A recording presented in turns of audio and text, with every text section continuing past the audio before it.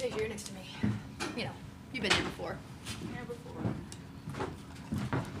The water has to be on the floor, I'm sure. All right, first up today are the North Carolina Tar Heels. They are I said boom. That's good. good.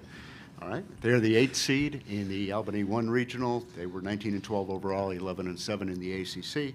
Joined today by head coach Courtney Banghart and student athletes Deja Kelly and Alyssa Ustby. Coach, if you would, please make an opening statement, and we'll open up for questions. You bet. Well, we're glad to be here. March is kind of what this is all about. Our guys have been through a challenging non-conference schedule. They were obviously a very challenging conference schedule, and this is kind of that third chapter of the season. Super proud to be sitting alongside two of just really great representatives of our program and of our institution and of our team. So, you know, all that they've done is being recognized in this type of environment, which is really awesome. So we know we got a great opponent. Michigan State is well coached. They're cohesive. They've got dangerous threats all over the floor. They've also come from a tough conference, so a really good first-round matchup that should be fun for both sides. Open up for questions just for the student athletes at this time. If you would, you raise your hand, and we'll get a microphone to you right behind you there, and go ahead and here in the front. Deja, Mitch Northam, UNC. How long did y'all let yourself sit with the loss to Miami over these past 2 weeks? Oh, gosh. It was a few days. I think we all kind of just needed a few days, literally away from each other. I think it stuck with us for a little minute, I think, especially as older ones, as vets. You know, that one stings, but we knew that we had to put one foot forward, and we had to worry about someone else next, and then kind of put that behind us and just focus on getting better within that kind of last week and a half-ish. Front middle. Caroline from the DTH. This is for Alyssa and Deja. Can you talk about specifically what lessons you learned from that really tough Miami loss? Deja, would you go first, please? I think just knowing that our core four, we have to play well for us to be successful. So I think that took a lot of individual accountability on our end, but just knowing that we have to be able to lead our team through, you know, tough games like that. Even if we're not playing well, we still have to find ways to win. And I think that that's where we had a drop off throughout the game. You know, even though shots weren't falling, things like that, there's opportunities for us to find a way to win, and we didn't do so. So just knowing going forward into Friday and this weekend, I think just knowing that we have that responsibility to we have to play well, and if we're not shot, that doesn't just mean shots falling and things like that. That means in a variety of ways how we can impact the game to make sure we come out with a win. Alyssa? I would say a couple things that we took away are we had to be intentional on offense, so that's getting into the actions that we want and getting the shots that we want for the right people, and then also being urgent on the defensive end. And then I think those two things would be really helpful for us to pull out some of these closer games, and understanding that these games come down to those little details, especially when you're in March. Like the little details are big moments and big things that matter. Let's go over here to the front. Pete.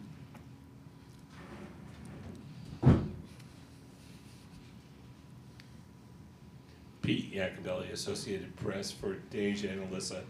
You've probably gotten a crash course at Michigan State these last few days. What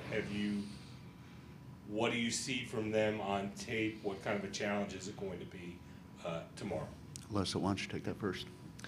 Yeah, Michigan State, like Coach said, is a well-coached team, and they have a lot of threats all on the floor. So our little crash course is mainly just understanding how this team plays and who they are.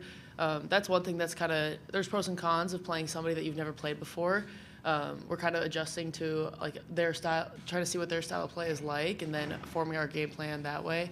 But we're really excited to play a new opponent. Deja? Yeah, we know that they can score it at a high clip. So I think our biggest focus going into this game is the defensive end.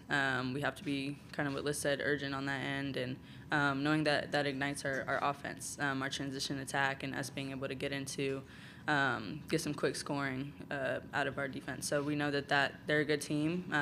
They look connected on offense. Defensively, they're tough.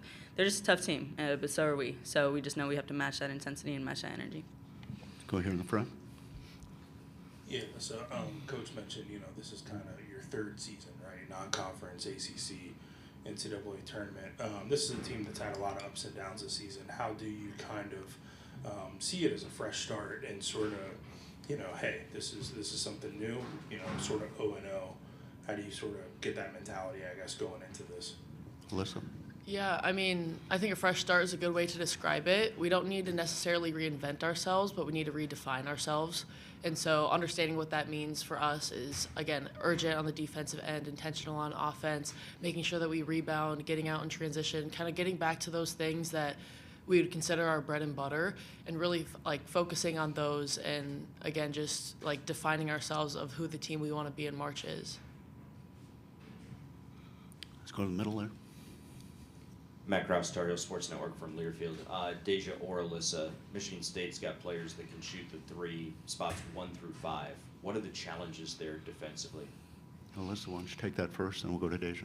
Yeah, I think when you have a team that has a lot of shooters, it forces your defense to play a little more spread out. So I think containing our 1v1 matchup will be important, and making sure that we don't fly out at shooters, because then if they're going to drive by us, that could lead to more problems down the line as well. So kind of just locking into personnel and containing our matchup. Deja? Yeah, they have shooters, but they're good basketball players, so they can put the ball on the floor as well. So I think just playing straight up will be to our advantage. We're a pretty connected defensive team, so if we just do that and play and be in the gaps and be in help side, help the helper, I think that'll be really important for us to be successful on that end. Let's go to the middle here. Hi, I'm Emma Moon with the Daily Tar Heel. For Alyssa and Deja, just what specific ACC matches this season do you think compare to the pace and scoring ability that Michigan State has? Deja, why don't you take that first? Well, as we all know, the ACC is it's pretty good, I guess you can say. Let's see, I would compare them to probably I think I know, I'm trying to think now. I think a team that,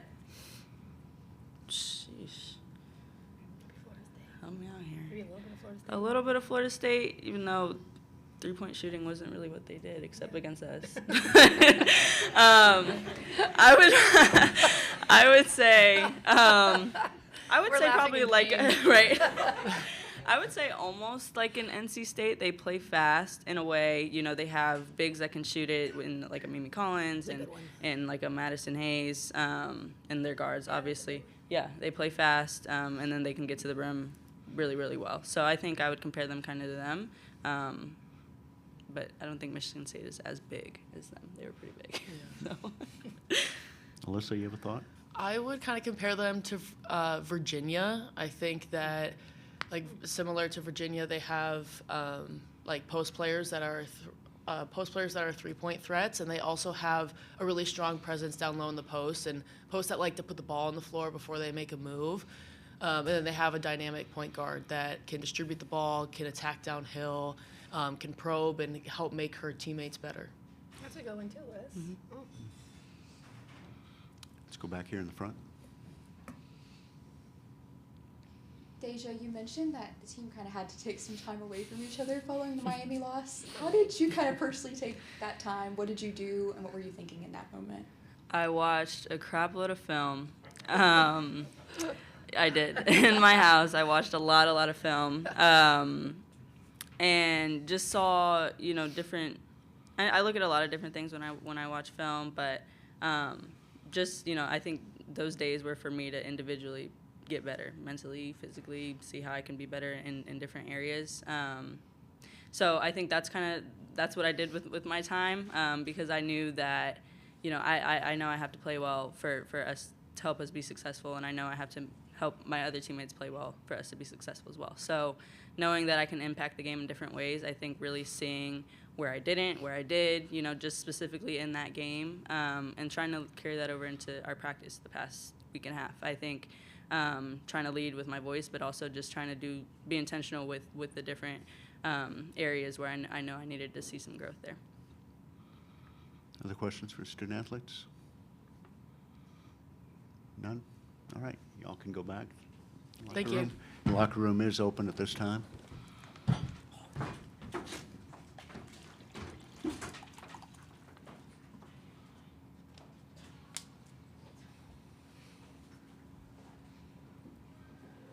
All right. And we'll open up for questions for Coach. Pete?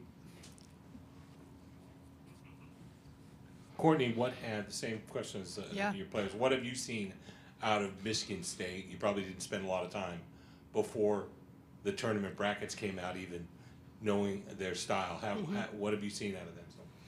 Well, actually, ironically, Robin's one of my good friends. So I've been rooting for her.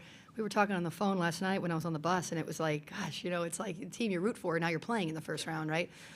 So I fortunately had seen a few, not full games, but I had, you peek in when you're traveling or when you have the 6 o'clock game and she's got the 8 o'clock game. You're just kind of, you're waiting for your media to finish up or whatnot. So I had seen bits and pieces of them. Obviously, now I've watched them a lot closer.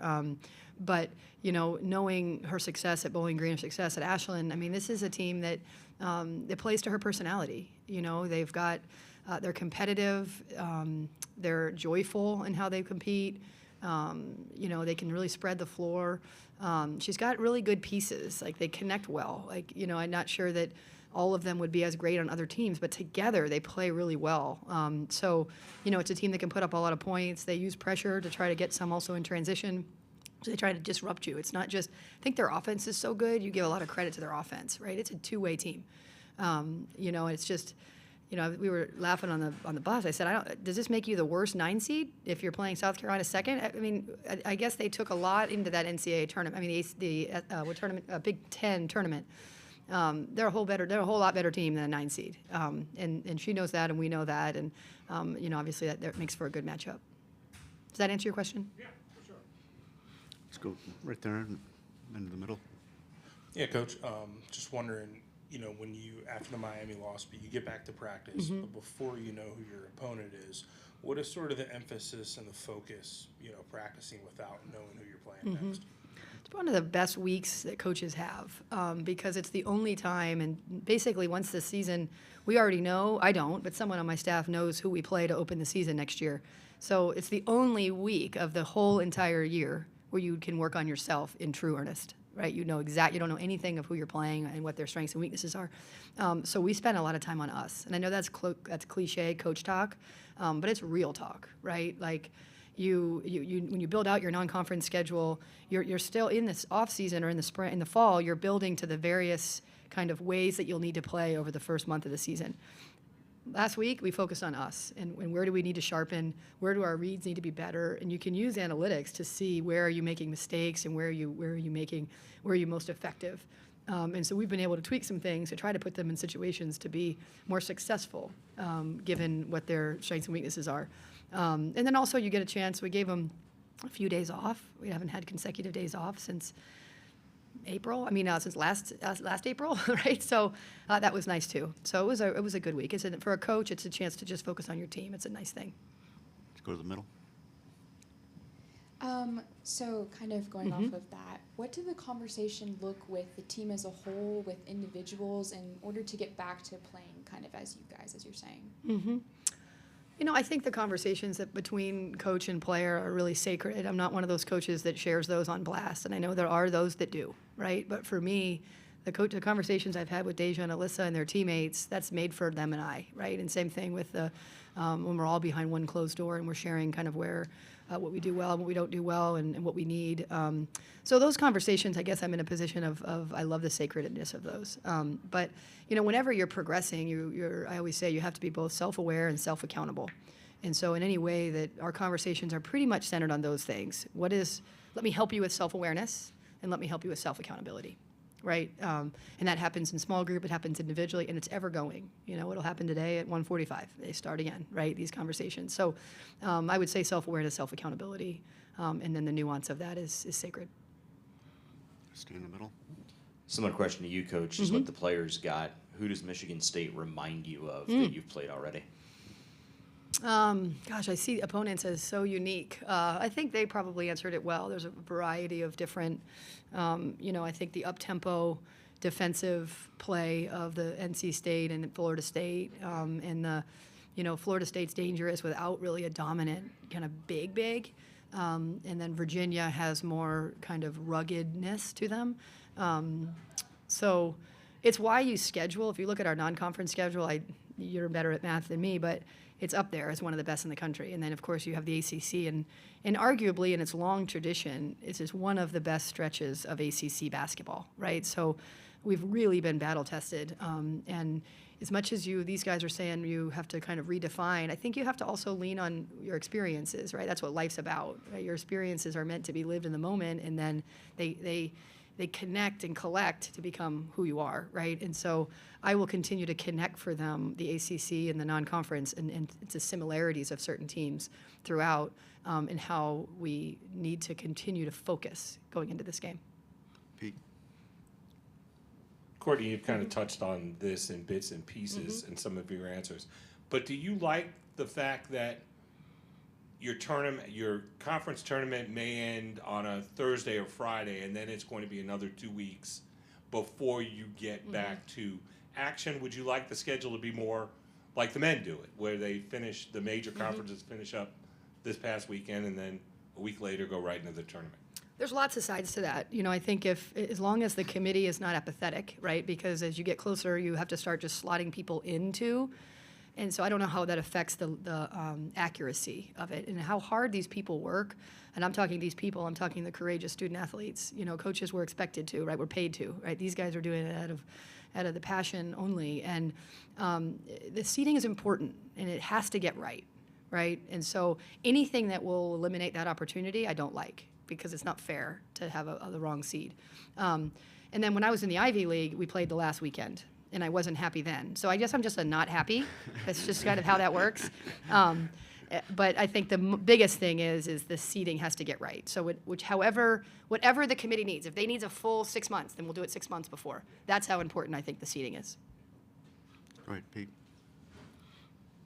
Yeah, I wanted to ask too, obviously when the season begins, you get to this point, you're happy. Oh, yeah. But the challenges that coaches face now these days with the new realities of the portal and NIL, does it make the job a little less satisfying, or is there, some bumps that probably weren't there before? How do you handle that? You just can't be change resistant. Yeah, the job I signed on for 20 years ago when I became a head coach is not the job now, right? The job I signed on for when I got the Carolina job 5 years ago, it's not the job now, right?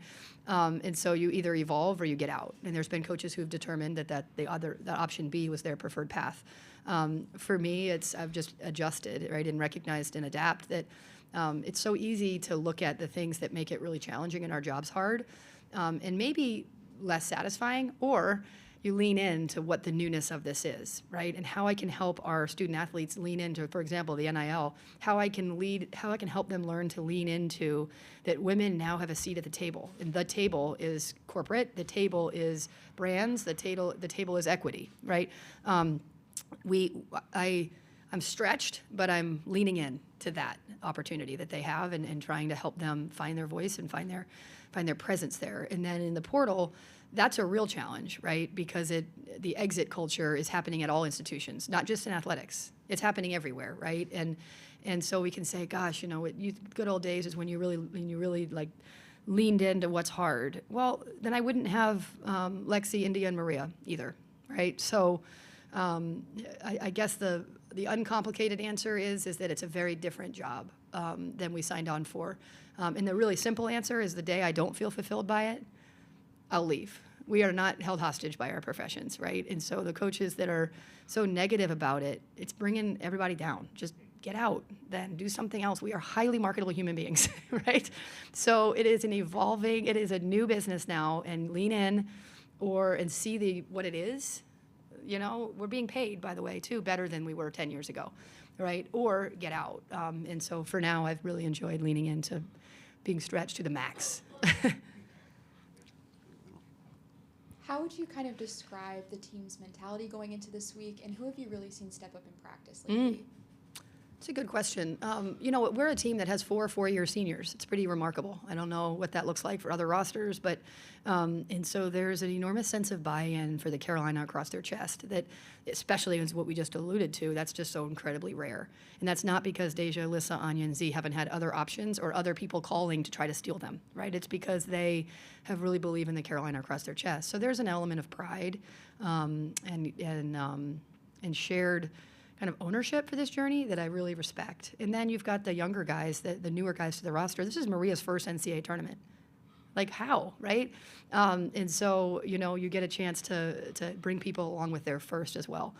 This team's problem has never been mentality, right? They've been incredibly resilient, given we started 4 different point guards. It's the one position you want to have one, and then just play them all the time, right? And so we've had to really shift and match, and what you guys see month to month is different than we've had to really evolve. I've grown a lot, so it's never been a mentality. I think sometimes we play fatigued mentally and physically. We come at that pretty honestly, with 3 guys having to play 40 minutes a game.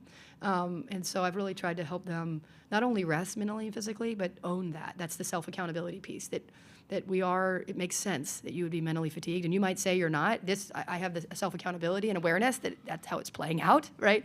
And so I think how it's been this week is they're owning that, and they feel a little bit more refreshed in that, and hoping that the version that they show is not that, and knowing that this is an opportunity of a lifetime. There are people who've coached for as long as I have who've never coached in the NCAA tournament or played for 4, 3, 2 years and never been to the NCAA tournament. This is an honor, and our effort needs to match that. Let's go over to the right. You mentioned, you gave the players a couple of days off right after the ACC tournament. What did you as coaches do? How did you spend that time? I'm guessing you all can guess what we did. We do 2 things. We either recruit or we get fired. There's no other option in this business. So I was on planes and on rides, and I would love to say I was watching my son play basketball or my daughter play lacrosse or sitting at the lake, but those would be inaccurate answers. So I was recruiting, and that's another thing, to answer your question, if you don't like recruiting, this isn't a business for you. But you have to be okay with getting your heart broken, right? The only way you can get your heart broken is to really lean into it, right? And so whenever we're not practicing or we're off, coaches use that time to recruit, or at least my staff does. Any other questions for Coach? All right, we'll let her go. But I did see Robin and I shared a cocktail in the Turks and Caicos last May. So that's where I wasn't. I don't think she was there either, but that would have been great. Thanks, guys. North Carolina locker room is still open for about 9 more minutes.